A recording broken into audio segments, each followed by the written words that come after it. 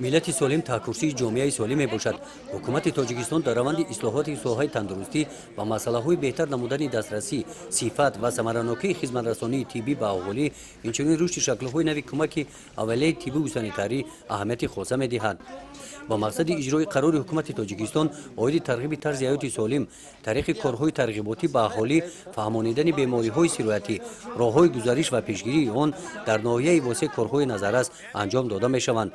با اقدام بخش جوانان ورزش و سیاحی، مرکز تشکل طرز حیات سالم، مرکز مبارزه ضد بیماری ویچ اسپید با جلب اختیاریان در ناحیه واسع در بازار و ایستگاه‌ها در جای‌های سیرآدم اولهای ماه مارس اکسیا گذرانیده شد.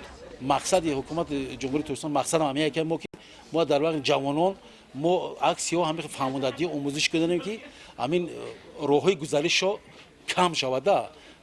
همین جوانان ما از بس که اوید همین ویروس کمتر که میدونن بیماری در همین دنیا آهسته زیاد شده است.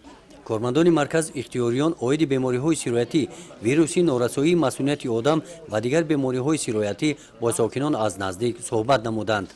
امروز ما در جای سیر آدم یعنی در بازار همین چورابینی را گذرانده استیم در بین جوانان و عاید پیشگیری بیماری ویچ اسپید در بین جوانان کارهای فرماندهی گذرانده است.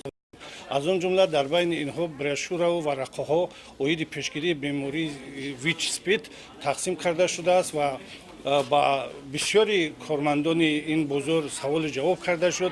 آنهایی که یگان تصورات یا که فهمش دایر به بیماری ویچ اسپید پیشگیری بیماری ویچ اسپید نداشتند، ما با آنها کارهای فرماندهی گذرانیده استادیم.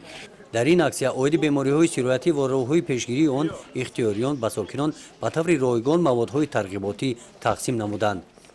باید قید نمود که اکثر اشتراکچیان این اکسیا گروه اختیاریان نزد بخش جوانان ورزش و سیاحی ناحیه میباشند. این نورسان و جوانان عاید این بیماری‌ها در مؤسسه‌های تحصیلات میانه عمومی با خوانندگان صحبت و واخوری‌ها گذرانیدند. امروز در بخش جوانان ورزش و سیاحی ناحیه وسه 60 نفر والنتیران جمع شدند، همکاری میکنند. دائما کارهای تبلیغاتی تشویقاتی رو برده ایستادیم.